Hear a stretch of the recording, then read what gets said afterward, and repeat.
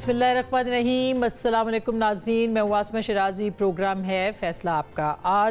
कल जो डेवलपमेंट हुई थी, उस डेवलपमेंट के बाद से ज़ाहिर है कि बहुत सारी खबरें अब गर्दिश में हैं। और डेवलपमेंट ये थी कि ISPR ने एक प्रेस रिलीज़ दिया जिसके तहत ये बताया गया कि जनरल फैज़ हमीद जो कि साबिक DG ISI भी रहे हैं, वो अब फ़ौज की तहवील में हैं और फील्ड कोर्ट मार्शल उनके ख़िलाफ़ जो है वो हो रहा है। कार्रवाई का आगाज़ हो चुका है और टॉप सिटी का जो मंसूबा था उसके अंदर भी करप्शन के इल्ज़ामात की इंक्वायरी उनसे इससे पहले हो रही थी। अब सवाल ये है कि ये ऐसी सूरत हाल बन गई, बहुत सारे नाम अब आ रहे हैं, कहा जा रहा है कुछ और गिरफ्तारियां भी होंगी, कुछ और लोग भी राडार पे हैं। ये लीड कहाँ से मिली, ये क्यों कर ये अमल में आई, इसकी वजूहात क्या हैं, इसके असबाब क्या हैं, इसके मकासद क्या है, क्योंकि ये अनप्रेसिडेंटेड डेवलपमेंट है। इससे पहले पाकिस्तान की तारीख में साबिक DG ISI के ख़िलाफ़ इस तरह की कार्रवाई देखने को नहीं मिली। इस मामले के ऊपर हमने आज बात करनी है कि इसके नताइज क्या निकल सकते हैं और क्या ये मंतकी नतीजे तक पहुंच सकती है और कौन कौन पकड़ा जा सकता है। इस मामले के ऊपर बात करेंगे और इसके साथ साथ जो परसों ये 3 दिन पहले जस्टिस मंसूर अली शाह साहब ने बात की थी कि इंतज़ामिया को अमल दरामद करना है अदलिया के फ़ैसलों के ऊपर, उनके इस वाज़े पैगाम के पीछे क्या है। क्या हुकूमत कोई कानून साजी करने जा रही है जिसके मुताबिक जो मुद्दत है उम्र की उसमें इजाफा किया जा सके, यानी कि तौसी मिल सके, और चीफ जस्टिस साहब के से मुतालिक जो खबरें गर्दिश में उसके हवाले से भी, और क्या वो जो 3 सीनियर मोस्ट जजेस हैं उनमें से भी कोई एक जज जो है वो चीफ जस्टिस बनाया जा सकता है, क्योंकि नोटिफिकेशन अभी तक सामने नहीं आया। तो इसके ऊपर क्या कानून साजी हो सकती है, इस पर हम राना सनाउल्लाह खान साहब से बात करते हैं जो प्रोग्राम के पहले हिस्से में हमारे साथ मौजूद है, और प्रोग्राम के अगले हिस्से में हमारे साथ जो है वो शायद खाकान अब्बासी साहब होंगे जिनसे हमने बहुत अहम मौज़ूआत पे बात करनी है। हमारे साथ इस वक्त राना साहब हैं, उनके साथ हम अपनी गुफ्तगू का आगाज़ करते हैं। अस्सलाम वालेकुम राना साहब। राना साहब, सवाल ये है कि जो जनरल फैज़ से अब कहा जा रहा है कि एहतसाब के अमल का आगाज़ हो चुका है, जो कि अनप्रेसिडेंटेड है और ये मानना भी चाहिए, लेकिन आपको क्या लगता है कि इस मामले के ऊपर हम बहुत सारी बातें करते हैं, इमरान खान साहब का भी नाम आता है, क्या वजह थी कि ये गिरफ्तारी नागुज़ीर हुई, कैसे अमल में आई, क्यों कर अमल में आई, क्या कहेंगे आप? देखें, ये अनप्रेसिडेंटेड है कि एक 3 स्टार जो है वो जनरल हो, यानी ये एक सीनियर तरीन जो है वो पोजीशन है आर्मी में, और फिर वो DG ISI रहा हो। तो इससे पहले तो मेरा ख़्याल है कि ऐसी कोई मिसाल मौजूद नहीं है। तो अगर इन चीज़ों को मद्देनज़र रखा जाए तो मेरी ये असेसमेंट है, बाकी क्योंकि बात तो उतनी ही हमारे पास है जितनी ISPR ने अपने प्रेस रिलीज़ में बताई है। हाँ, लेकिन उसमें जो ये कहा गया है कि पोस्ट रिटायरमेंट भी वो कुछ ऐसी सरगर्मियों में मुलव्वस रहे हैं जो कि कानून और आर्मी एक्ट के ख़िलाफ़ थी। तो हो सकता है, इस बात का इम्कान हो सकता है कि आर्मी के ख़िलाफ़ बतौर एक अदारे के तौर पे जो उसके ऊपर एक सियासी जमात, तो उसे क्या कहना, एक सियासी गिरोह, एक टोला जिसने डिजिटल दहशत गर्दी की है आर्मी के अदारे के ऊपर, एक अदारे की पोजीशन में, तो उसमें कोई ऐसे शहादात ना हों, कोई ऐसे सबूत ना हों कि जिसमें, क्योंकि ये बात अफवाह की हद तक या गुफ्तगू की हद तक होती रही है कि PTI जो है या ये जो टोला है जो डिजिटल दहशत गर्दी और सोशल मीडिया के ज़रिए से आर्मी चीफ और आर्मी के ख़िलाफ़ जिस किस्म की हर्जा सराई और जिस किस्म का प्रोपेगेंडा हो रहा है, तो उसके पीछे कुछ हाथ हैं कि जो उनको स्ट्रेटजाइज़ कर रहे हैं। तो इस बात का इम्कान हो सकता है कि जनरल फैज़ साहब जो हैं वो इन चीज़ों में मुलव्वस पाए गए हों, और फिर एक करप्शन के मतलब तो एक इंक्वायरी उनके ख़िलाफ़ चल ही रही थी और उसमें सबूत भी काफ़ी थे।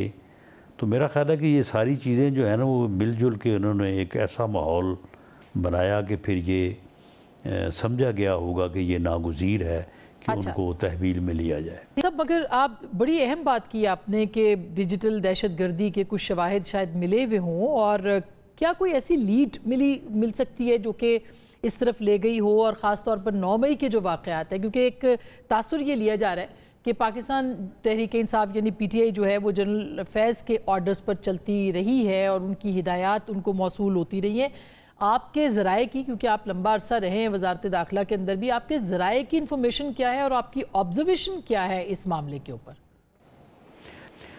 دیکھیں، جب انہوں نے 26 نومبر کا جو ہے وہ انسانوں کا سمندر راولپنڈی لانے کا دعویٰ کیا تھا اور اس سے پہلے ایک لانگ مارچ کیا تھا، تو اس وقت بعض باخبر حلقے یہ بات کہتے تھے کہ یہ سارا لانگ مارچ اور یہ دھرنا اور یہ راولپنڈی کا اجتماع جو ہے یہ اس کا مقصد آرمی کے سربراہ کے تقرر کے اوپر اثر انداز ہونے کی وجہ سے کیا جا رہا ہے، اور اس میں کیونکہ فیض صاحب بھی ایک کینڈیڈیٹ تھے تو پھر یہ بھی بات ہو رہی تھی کہ شاید یہ سارا پریشر جو ہے ان کے لیے جو ہے یہ پیدا کیا جا رہا ہے، اور اس بارے میں بانی پی ٹی آئی نے بھی جو بیانات دیے تو ان سے بھی اس بات کی جو ہے وہ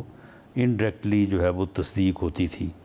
تو یہ بات تو اس وقت ہوتی رہی ہے، لیکن اس کے اوپر کسی نے انکوائری نہیں کی، نہ جو ہے وہ ہم نے اس بارے میں کوئی جو ہے وہ اس کو انالائز کیا، لیکن یہ بات اس وقت نومبر 2022 میں یہ بات فضا میں موجود تھی، اور اس کے بعد بھی پھر یہ اس قسم کی باتیں جو ہے وہ ہوتی رہی ہیں، اور D G I S P R نے جو پریس کانفرنس 7 مئی کو کی تھی اس سال، تو اس میں انہوں نے اس سارے عمل کو جو پی ٹی آئی اور اس کے ساتھ اس کا جو ایک گالی بریگیڈ اور جو یہ سوشل میڈیا اور ڈیجیٹل دہشت گردی پہ جو ہے وہ مامور لوگ ہیں، تو انہوں نے اس کو جو ہے وہ ڈیجیٹل دہشت گردی سے جو ہے وہ منسوب کیا تھا، اور ساتھ ان کا یہ بھی کہنا تھا کہ فوج پر فوج کے ادارے پہ جو ہے وہ اس کو حملے کے مترادف جو ہے وہ کہہ رہے تھے۔ تو ہو سکتا ہے کیونکہ اس معاملے میں فوج کا موقف جو ہے جو D G I S P R نے پیش کیا وہ انتہائی جو ہے وہ سیریس تھا، اور اس بارے میں جو الفاظ انہوں نے استعمال کیے اس کے بعد یہ لگتا نہیں تھا کہ اس عمل میں ملوث لوگ جو ہیں ان کے لیے کوئی گنجائش ہوگی۔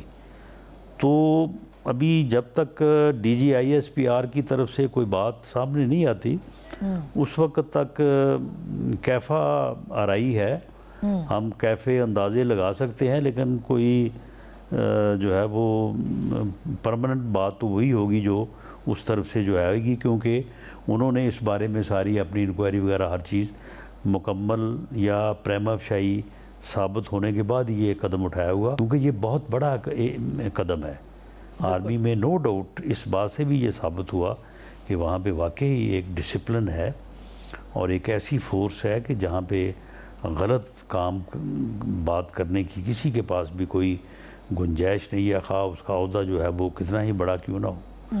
تو یہ چیز ثابت بھی ہوئی ہے، اور یہ چیز جو ہے اس کے پیش نظر یہ قدم جو ہے وہ پہلے ساری چیزوں کو دیکھ کے ہی اٹھایا گیا ہوگا۔ ران صاحب بالکل آپ نے درست بات کی کہ ایک بہت اہم بات ہے، اور آرمی ایکٹ کی جو خلاف ورزی ہے اس کے بعد فیلڈ کورٹ مارشل کا ہونا بھی کوئی معمولی بات نہیں ہے، لیکن آپ کو لگتا ہے کہ پوسٹ ریٹائرمنٹ کی چونکہ بات ہو رہی ہے اس پریس ریلیز کے مطابق، تو کیا 9 مئی کے بعد کے واقعات جو ہیں اس کی بنیاد کے اوپر جو ہے وہ زیادہ گرفت جو ہے وہ ہوئی ہو؟ یہ چیزیں جو ہیں ان کے اوپر بات ہو سکتی ہے، اور یہ اندازہ اور یہ کہا جا سکتا ہے کہ اتنا بڑا اقدام، دیکھیں یہ 3 اسٹار جنرل کو درست بات جو ہے وہ اس طرح سے گرفتار کرنا جو ہے یہ کوئی چھوٹا عمل تو نہیں ہے. یہ کوئی ایسے ہی صرف کسی بات پہ تو ایسا قدم نہیں اٹھایا جا سکتا. اس قدم کے اٹھانے کے لیے بڑی سٹرونگ ایویڈنس اور بڑی سٹرونگ ایلیگیشن جو اس سے پہلے جتنے بھی اس لیول کے آفیسرز کے خلاف اقدامات ہوئے ہیں تو وہ سنگین غداری کے زمرے میں ہوئے ہیں. اس سے کم جو ہے وہ جرم میں اس لیول کے لوگوں کو چارج شیٹ نہیں کیا گیا. اگر کسی کے اوپر کوئی الزام لگا بھی تو اسے جو ہے وہ خاموشی سے گھر جانے کی یا ادارے سے علیحدہ ہونے کی اجازت دی گئی, یا اس کے جو بیک بینیفٹس تھے آفٹر سروس ان میں جو ہے وہ کمی کر کے جو ہے وہ سزا کو مؤثر کیا گیا. لیکن اس حد تک کوئی قدم جو ہے نہیں اٹھایا گیا. تو جب یہ اٹھایا گیا ہے تو الزام جو بھی سامنے آئے گا اس کی نوعیت جو ہے وہ بالکل سنگین ہوگی. یہ کوئی آرڈنری بات نہیں ہوگی. تو رانا صاحب ہم یہ سمجھ سکتے ہیں یا ہم کہہ سکتے ہیں کہ گراؤنڈ جو ہے وہ تیار ہے کہ جنرل فیاض حمید سے معلومات لی جائے یا ان سے جو بھی انفارمیشن ہے اس کی بنیاد پہ عمران خان صاحب کا جو ہے وہ کورٹ مارشل یا ان کو جو ملٹری کورٹ ہے اس میں ان کا ٹرائل کیا جائے. یہ کیا آپ کو اس طرف معاملات جاتے دکھائی دے رہے ہیں؟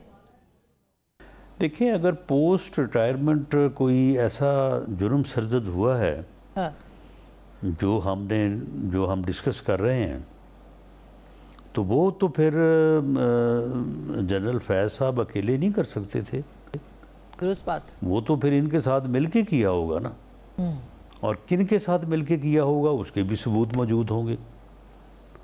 تو اگر یہ ہے جو کہ اس وقت ہے, اب دوسری رائے تو نہیں کہی جا سکتی جب انہیں تحویل میں لے لیا گیا ہے اور اناؤنس کر دیا گیا ہے, تو اگر یہ ہے تو اس میں دوسرے لوگ جو ہے وہ ان کے ساتھ شامل ہوں گے, اور جو شامل ہیں وہ یقیناً جو ہے وہ ان کے ساتھ ٹرائل ہو سکتے ہیں. قانون میں بھی گنجائش ہے, اور پھر جرم ثابت اسی صورت میں ہوگا جب دوسرے لوگوں کو بھی جو ہے وہ ساتھ شامل کیا جائے گا. تو ران صاحب آپ بڑی امپورٹنٹ بات کر رہے ہیں اس کہ کچھ اور گرفتاریاں بھی ہو سکتی ہیں, کچھ اور شعبوں کے لوگ, جج, جرنیل, جرنلسٹ جس کی بات کی جا رہی ہے وہ بھی ہو سکتے ہیں, بانی پی ٹی آئی بھی شامل ہو سکتے ہیں. دیکھیں, یہ پھر اندازہ تو پھر آپ کسی کو بھی کہہ سکتے ہیں کہ شامل ہو سکتا ہے, اور پھر اس طرح سے میں سمجھتا ہوں کہ کسی کا نام لینا یا کسی ادارے کو اسپیسیفکلی جو ہے وہ آئیڈینٹیفائی کرنا جو ہے وہ تو مناسب نہیں ہوگا, لیکن کوئی بھی ہو سکتا ہے. آپ نا کہ ایک بڑا پلاٹ ہے, یہ ایک بڑا ایک منصوبہ تھا اور ظاہر ہے کہ کو کی کوشش تھی, تو اس کا مطلب ہے کچھ اور لوگ بھی اس میں شامل ہو سکتے ہیں ملٹریز میں کے اندر سے, کچھ کی تو ہوئی ہے کاروائی, کچھ اور بھی ہو سکتے ہیں, گرفتاریاں آ سکتی ہیں عمل میں. دیکھیں, اس میں یہ ہے کہ ہمارا جو میڈیا ہے اور ہمارے جو اینکر صاحبان ہیں وہ ہر وقت اپنے پروگرام کو ہٹ کرنے کے چکر میں جو ہے وہ بعض اوقات ایسی لائنز کو جو ہے وہ کراس کرتے ہیں جو کہ ریڈ لائن کے زمرے میں آتی ہیں.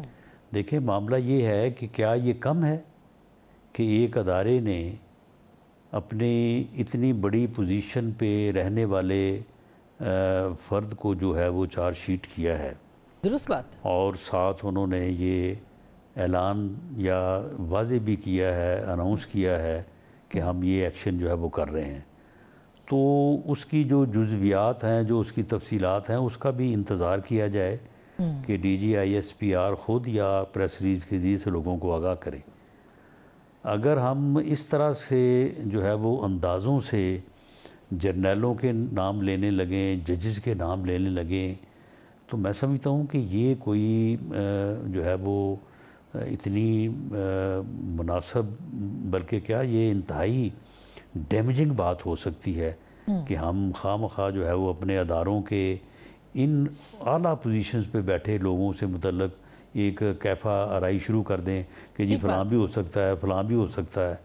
تو میرا خیال ہے کہ ہمیں یہ جنرل فیاض صاحب تک اور پی ٹی آئی کے وہ لوگ جو براہ راست واضح طور پہ ملوث ہیں ان چیزوں میں، انہی تک جو ہے وہ ہمیں محدود رہنا چاہیے، ادروائز جو ہے وہ بالکل رانا صاحب صحیح کہہ رہے ہیں آپ، اسپیکولیشن تب ہوتی ہے، انفارمیشن زیادہ نہیں ہوتی، ظاہر ہے کہ اس معاملے پہ بھی کام شروع ہوا ہے، بات شروع ہوئی ہے، اس لیے اس پہ انفارمیشن کی ضرورت ہے۔ لیکن اب آتے ہیں دوسری طرف، جو کہ منصور علی شاہ صاحب نے کہا، کیا آپ کو لگتا ہے کہ جو انہوں نے کہا کہ عمل درآمد کرنا ضروری ہے اور انتظامیہ کو بات ماننی پڑے گی، اس کا مطلب یہ ہے کہ ایک واضح پیغام ہے جو کہ وہ دے رہے ہیں، تو اگر عدلیہ انتظامیہ عمل درآمد نہیں کرتی مخصوص نشستوں کے معاملے پہ تو توہین عدالت کی بھی کارروائی ہو سکتی ہے، تلوار لٹک رہی ہے حکومت پہ؟ نہیں دیکھیں، یہ کوئی محاذ رائی نہیں ہے اور کوئی تلوار کے لٹکنے والی بات نہیں ہے۔ جس طرح سے محترم سید منصور علی شاہ صاحب نے یہ فرمایا ہے کہ دیر از نو چوائس کہ عدالت کے فیصلے پر عمل جو ہے وہ نہ کیا جائے، وہیں پہ اسی طرح سے کوئی چوائس نہیں ہے عدالت کے پاس کہ وہ قانون اور آئین کے برعکس جو ہے وہ فیصلہ کرے۔ ٹھیک بات۔ اور یہ بات میں اور آپ نہیں کر رہے، سپریم کورٹ کے 2 ججز نے یہ بات کہی ہے کہ اس فیصلے پہ عمل اگر کرنا ہے یا ہوگا تو it will suspend the article 51 and 106 of the constitution. اب اگر یہ بات جو ہے وہ آپ کے سامنے ہے تو پھر آپ مجھے بتائیں کہ جن لوگوں نے آئین کے تحفظ کا حلف لیا ہوا ہے تو کیا ان کے پھر ذہن میں یہ بات آتی نہیں کہ وہ اس چیز کے اوپر کلیئرٹی حاصل کریں؟ اور یہ کلیئرٹی جو ہے یہ پارلیمنٹ کے علاوہ تو اور کوئی نہیں دے سکتا۔ یہ پریروگیٹو بھی جو ہے یہ پارلیمنٹ کا ہے کہ پارلیمنٹ یہ فیصلہ کرے کہ آئین جو ہے وہ آئین کے مطابق کون سی چیز جو ہے وہ ریلیونٹ بنتی ہے اور کون سی چیز متصادم ہوتی ہے۔ تو یہ ایک ایسا پوائنٹ ہے جس کے اوپر سنجیدگی سے غور ہونا چاہیے اور اس میں کوئی جو ہے وہ جلد بازی نہیں کرنی چاہیے، نہ حکومت کو، نہ معزز ہمارے جو جج صاحبان ہیں سپریم کورٹ کے۔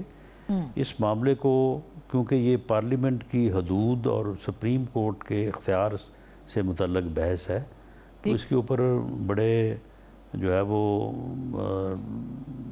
بیلنس سے اور جو ہے وہ ٹھہراؤ سے جو ہے وہ لیکن میں یہ جاننا چاہ رہی ہوں کہ جیسے جسٹس منصور علی شاہ صاحب کو یہ ضرورت کیوں پیش آئی کہ وہ یہ کہیں کہ عمل درآمد ضروری ہے؟ کیا وہ کوئی قانون سازی تو نہیں ہو رہی جس میں کہ ججوں کی جو عمر ہے اس کو بڑھا دیا جائے، جیسے ایکسٹینشن کی بات ہو رہی ہے چیف جسٹس کی ایکسٹینشن کے حوالے سے، اور اسی طرح سے 3 جو سینئر موسٹ ججز ہیں ان میں سے کسی ایک کو بنانے کے حوالے سے قانون سازی، کیا ایسی کوئی قانون سازی تو زیر بحث نہیں ہے؟ نہیں دیکھیں، وہ تو پھر سارے یعنی ابھی اندازے ہی ہے نا، ہونے کو تو کچھ بھی کہا جا سکتا ہے اور کچھ بھی ہو سکتا ہے، لیکن دیکھنا تو وہ چیز ہے نا کہ آن ریکارڈ کون سی چیز ہے۔ دیکھیں آئین میں امینڈمنٹ جو ہے وہ پارلیمنٹ کر سکتی ہے اور کوئی بھی امینڈمنٹ کر سکتی ہے۔ وہ سپریم کورٹ کے چیف جسٹس کی تقرری کا طریقہ کار بھی ہو سکتا ہے، ان کی عمر کی حد بھی ہو سکتی ہے، سینیورٹی پہ جو فارمولہ دیا ہے وہ بھی ہو سکتا ہے، لیکن یہ آئین میں امینڈمنٹ ہوگی تو پھر ہے نا۔ تو اگر آئین میں امینڈمنٹ ہوگی تو اس کے مطابق ہو جائے گا۔ ابھی فی الحال تو جو آئین ہے اسی کے مطابق آگے بڑھنا ہوگا، اسی مطابق فیصلے کرنے ہوں گے۔ تو اس کا امکان موجود ہے، یہ پارلیمنٹ ہی ترامیم کرے گی آف کورس، لیکن ابھی پہلے سے یہ بات ہو رہی ہے کہ جو قانون بنا ہے وہ بھی اسٹرائک ڈاؤن ہو سکتا ہے۔ رانا صاحب، تو کیا یہ بھی ممکن ہے؟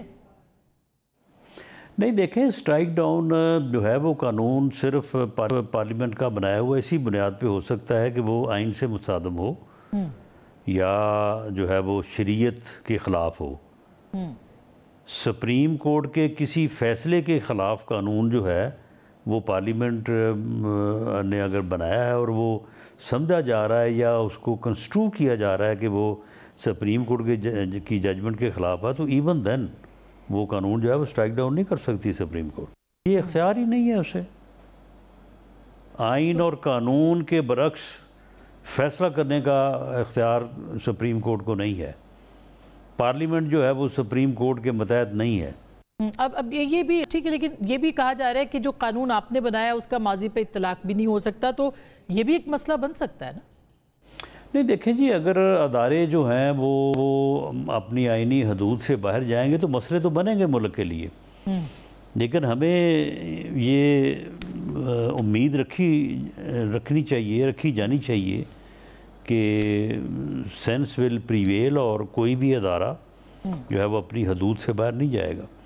لیجسلیشن، آئین میں امینڈمنٹ، یہ پارلیمنٹ کا اختیار ہے. کسی قانون کی تشریح کرنا سپریم کورٹ کا اختیار ہے. آئین کو ری رائٹ کرنا اور آئین میں نئی چیز داخل کرنا یہ پارلیمنٹ کا اختیار تو ہے، لیکن انتہائی احترام کے ساتھ سپریم کورٹ کا نہیں ہے.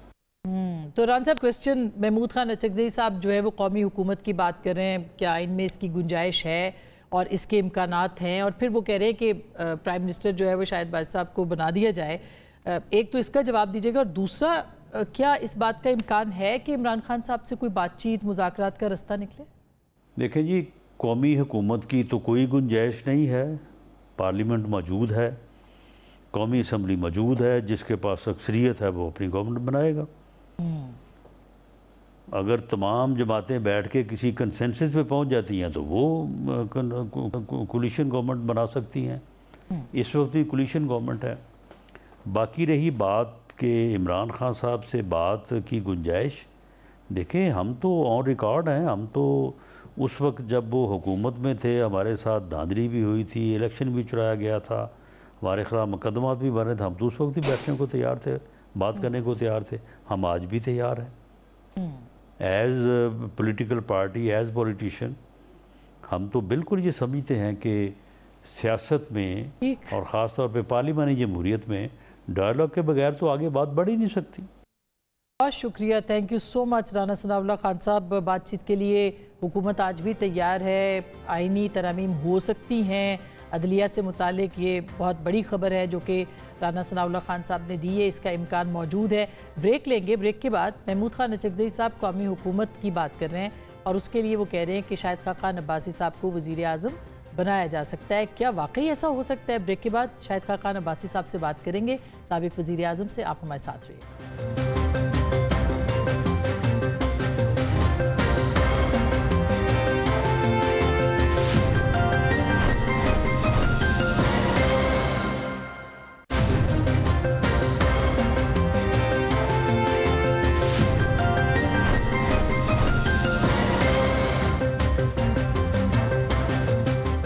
Welcome back. ایک دفعہ پھر آپ کو خوش آمدید کہتے ہیں، اور بات ہو رہی ہے پاکستان کی سیاست کی، عدالت کی، ریاست کی، جو کہ سارے محاذ جو ہے اس وقت کھلے ہوئے ہیں.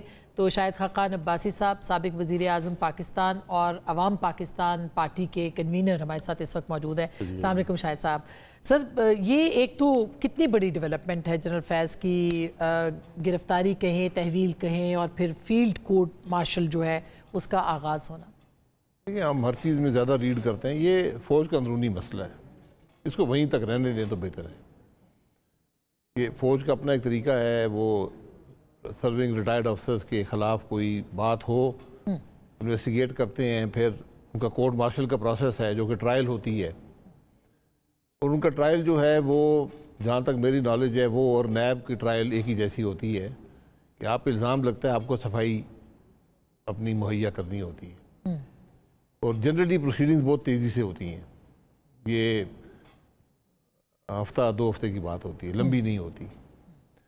بہرحال کیا انہوں نے کیا ہے، نہیں کیا، کچھ سٹیٹمنٹس تو آئی ہیں، لیکن یہ اب جب بات کیا وہ ٹرائل پبلک ہوگا نہیں ہوگا، یہ بھی چوائس ہوتی ہے.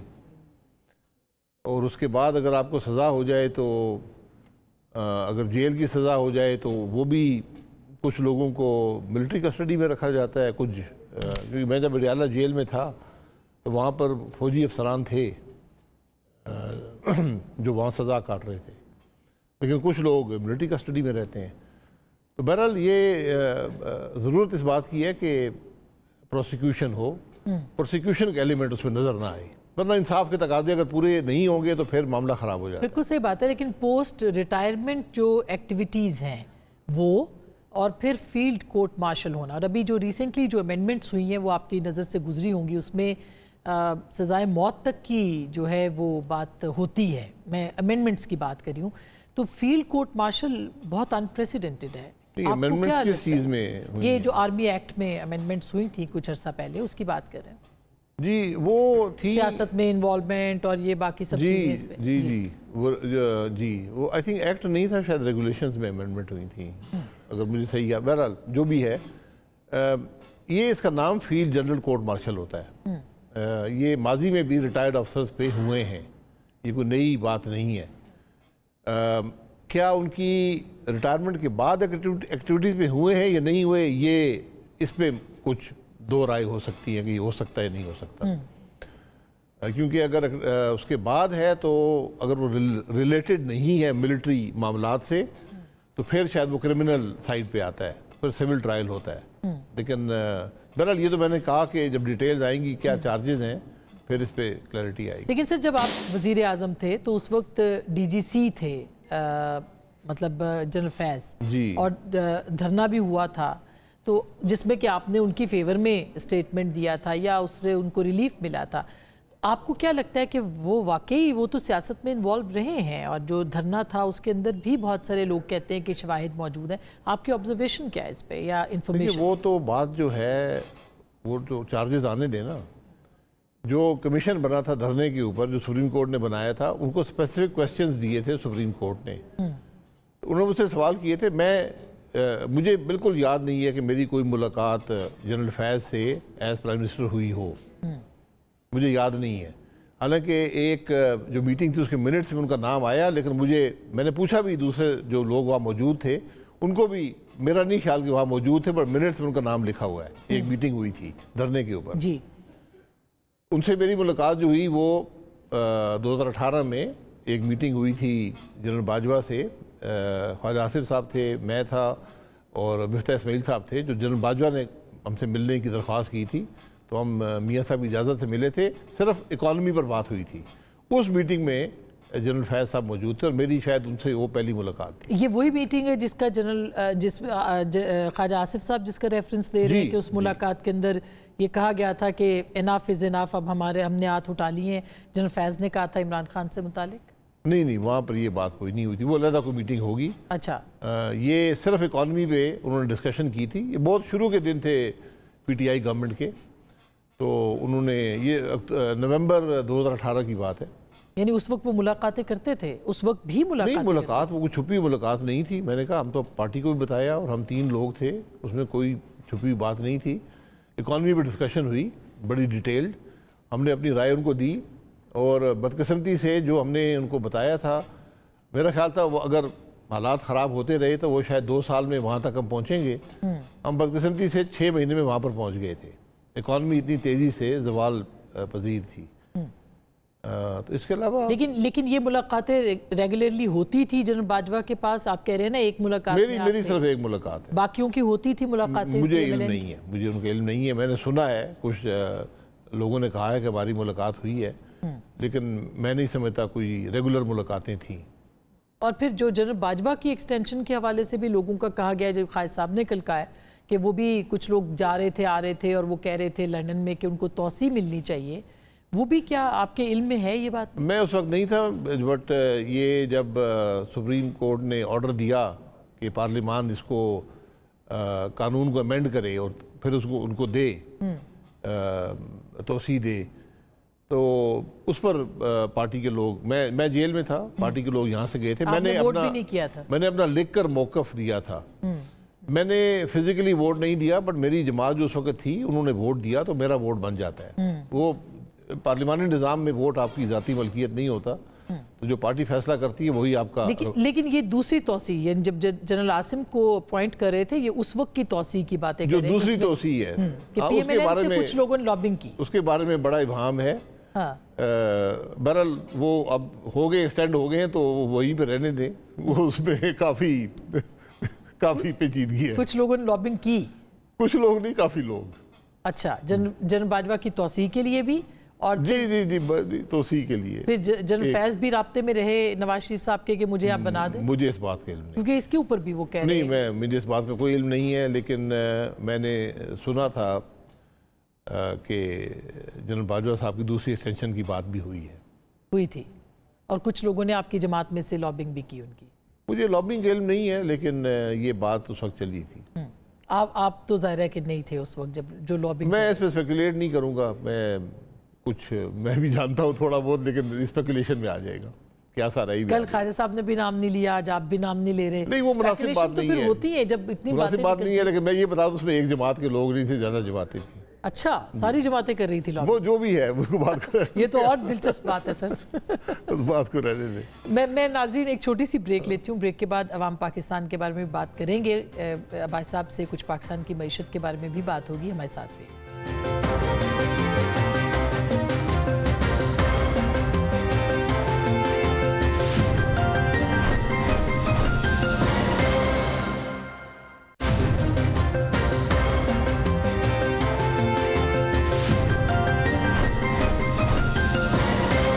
ویلکم بیک، ایک دفعہ پھر آپ کو خوش آمدید کہتے ہیں۔ بہت سے سوالات ہیں، بہت دنوں کے بعد عباسی صاحب سے بات ہو رہی ہے، لیکن وقت بہت کم ہے۔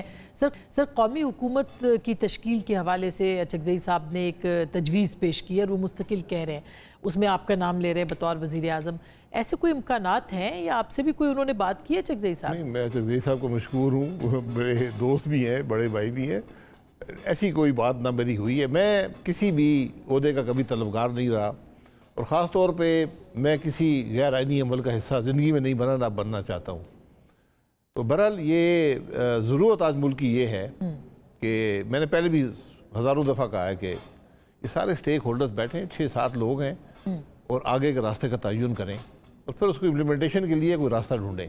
جی، اس کو آج ابھی رانا ثناءاللہ صاحب نے بھی آپ سے پہلے اس کو انڈورس کیا ہے، کیسا ہو سکتا ہے اور ہونا چاہیے، لیکن اس کے لیے عمران خان صاحب بات کرنے کے لیے پہلے تیار نہیں ہے۔ بات سب کو کرنی پڑے گی، دیکھیں ان سے بھی بات کریں، ہر ایک کی اس میں شمولیت ضروری ہے، ورنہ یہ وہ پروسیس چلے گا نہیں۔ اور اگر وہ شامل نہیں ہوتے تو؟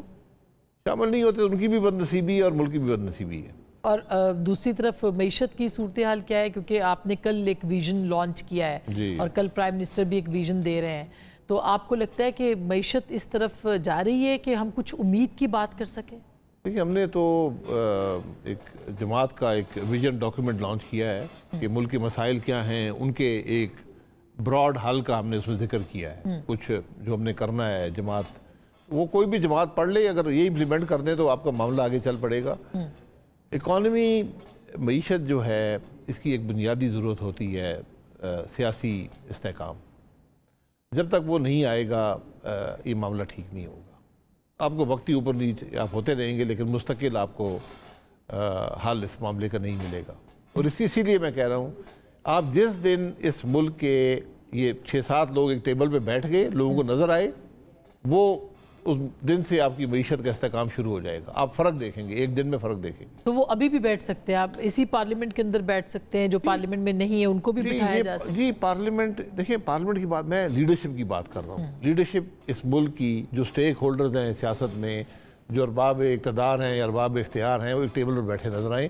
کوئی بار نہیں آئین میں ایک ٹیبل پر بیٹھنے سے، جس میں پولیٹیشنز ہیں، جوڈیشری کے سربراہ ہیں، فوج کے سربراہ ہیں، یہ 6-7 لوگ ہیں، یہ بیٹھے ایک ٹیبل پر۔ لیکن بھائی صاحب، چونکہ پارلیمانی نظام ہے نا، آلریڈی آپ دیکھ رہے ہیں کہ جوڈیشل ایکٹیویزم اپنی جگہ پہ ہے، اسٹیبلشمنٹ کا سیاسی رول اپنی جگہ پہ ہے، پارلیمنٹ اس میں کمزور ہے، وائی ناٹ پارلیمنٹ وہ سب کو ادھر ہی بلایا جائے، ان کو وہاں پہ ایک ہول کمیٹی بنا میننگ فل ڈیبیٹ نہیں ہوتی نا۔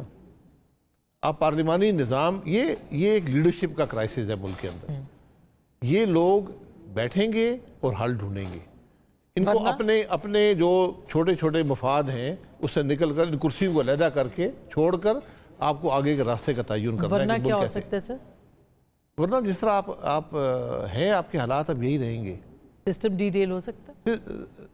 سسٹم ڈی ریلڈ ہی ہے۔ سسٹم میں کیا رہ گیا ہے؟ مجھے آپ بتائیں نا، کہ آپ کا عدل کا نظام چل رہا ہے؟ کہ آپ کی معیشت چل رہی ہے؟ کہ آپ ایک دنیا میں ایک باوقار ملک سمجھے جاتے ہیں؟ یہ بڑے گہرے سوال ہیں۔ آج ایک ہمارے ملک کے قریب ایک ملک ہے جہاں پوری دنیا کے 150 ممالک کے لوگ بغیر ویزے کے آتے ہیں، ہمیں وہاں ویزا بھی نہیں ملتا. یہ آج ہماری حالت ہے. ایک دوست ملک ہے, کیونکہ یہ ہماری غلطی, ان کی غلطی نہیں ہے, ہماری غلطی ہے. ہم نے اپنے آپ کو بالکل ہی ایک, جو آپ لیڈرشپ کی کرائسس کی بات کر رہے ہیں, کوئی آپ کو توقع, ظاہر ہے اب آپ خود بھی ایک پارٹی کے سربراہ ہیں, کوئی نواز شریف صاحب سے یا آصف علی زرداری صاحب سے کوئی توقع نظر آتی ہے اس معاملے کے اوپر؟ دیکھیں, توقع تو سیاسی لیڈروں سے توقع آدمی کر سکتا ہے نا, ان کی ذمہ داری ہے یہ ان کے پاس کوئی چوائس نہیں ہے کہ وہ اس کا حصہ بنے. آج آپ کا نظام نہیں چل رہا, یہ حکومتیں نہیں چل رہی. حکومت وہ چلتی ہے جو عوام کے مسائل حل کرتی ہے.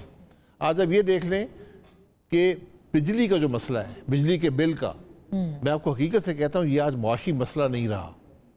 آج حکومت کو یہ چاہیے, یہ آج ایک آئینی مسئلہ بن گیا ہے کہ جب ایک شخص کے پاس, ایک خاندان کے پاس یہ چوائس ہو کہ وہ بجلی کا بل دیں یا کھانا کھائیں یا بچوں کے اسکول کی فیس ادا کریں, یہ چوائسز ہیں آج. تو پھر حکومت کو یہ ہیومن رائٹس کا مسئلہ بن جاتا ہے, حکومت کو بیچ میں انٹرفیئر کرنا پڑتا ہے, اس مسئلے کو حل کرنا پڑتا ہے. درست. اس پہ سر ایک اور سیٹنگ آپ کے ساتھ ضروری ہے, کیونکہ آپ نے اس پہ بہت کام بھی کیا ہے. وقت مگر ختم ہو گیا. ناظرین, آپ نے سنی فیصلہ آپ کا.